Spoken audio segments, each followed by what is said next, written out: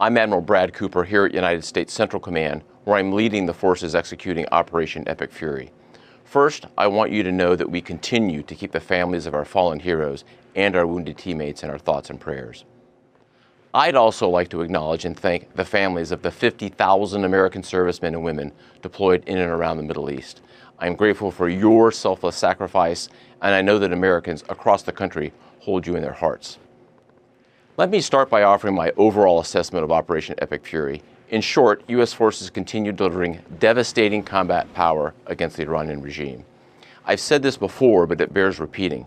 U.S. combat power is building, Iranian combat power is declining. And we remain centered on very clear military objectives in eliminating Iran's ability to project power against Americans and against its neighbors. Every day, we're striking hard at Iranian ballistic missile and drones. To date, we have struck more than 5,500 targets inside Iran, including more than 60 ships, using a variety of precision weapon systems. Just yesterday, we had strike waves nearly every hour from different locations and directions going into Iran. We also took out the last of 4 Soleimani-class warships. That's an entire class of Iranian ships now out of the fight. I'd characterize our strikes as being unpredictable, dynamic, and decisive. Since the first 24 hours of this campaign, Iranian ballistic missile and drone attacks have dropped drastically.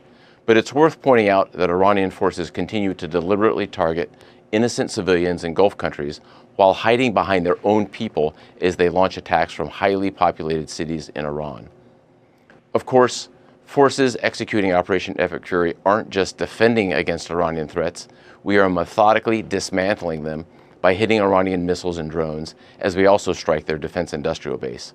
Just last night, our bomber force hit a large ballistic missile manufacturing facility, as an example. So it's not just about what's shooting at us today, it's also about eliminating the threat in the future.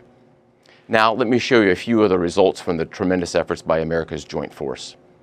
Here, you see an Iranian Jamaran-class warship, a large patrol ship, a drone smuggling vessel, and 4 other surface combatants docked at Chabahar port in the Gulf of Oman the day before we launched Operation Epic Fury.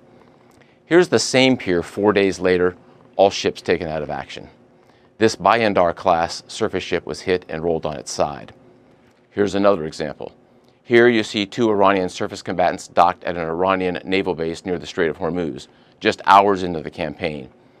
And here's what they looked like 3 days later, engulfed in flames after we struck them with a precision weapon. For years, the Iranian regime has threatened commercial shipping and U.S. forces in international waters.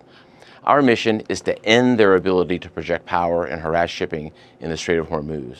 From the air, we've achieved a concentration of air power with back-to-back waves of advanced fighters creating constant pressure on the enemy every single day. Our dominance is not a solo effort, it's a testament to the strength of our ironclad alliances. We continue to coordinate closely and effectively with Israel in this very large operation, and we are also coordinating and serving side by side with all of our partners in the Middle East. We're on a path to eliminating Iran's ability to threaten Americans and our friends, and we are achieving this through a combination of lethality, precision, and rapid innovation. Let me highlight a few examples, at least the ones that aren't classified, of how we are achieving lethal effects in entirely new ways. First, our warfighters are leveraging a variety of advanced AI tools. These systems help us sift through vast amounts of data in seconds, so our leaders can cut through the noise and make smarter decisions faster than the enemy can react. Humans will always make final decisions on what to shoot and what not to shoot, and when to shoot. But advanced AI tools can turn processes that used to take hours and sometimes even days into seconds.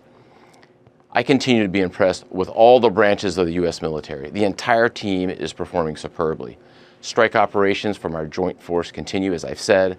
I assess that we are clearly exercising air superiority over vast swaths of Iran.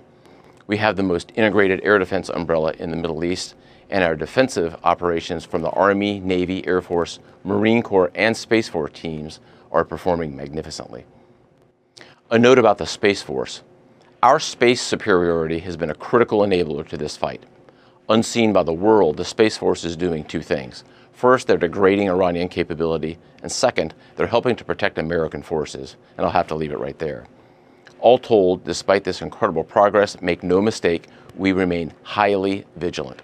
And I just could not be prouder of our Operation Epic Fury team, and I know the American people shared that same pride. To all our warriors out there, please keep up the great work and Godspeed. Thanks so much.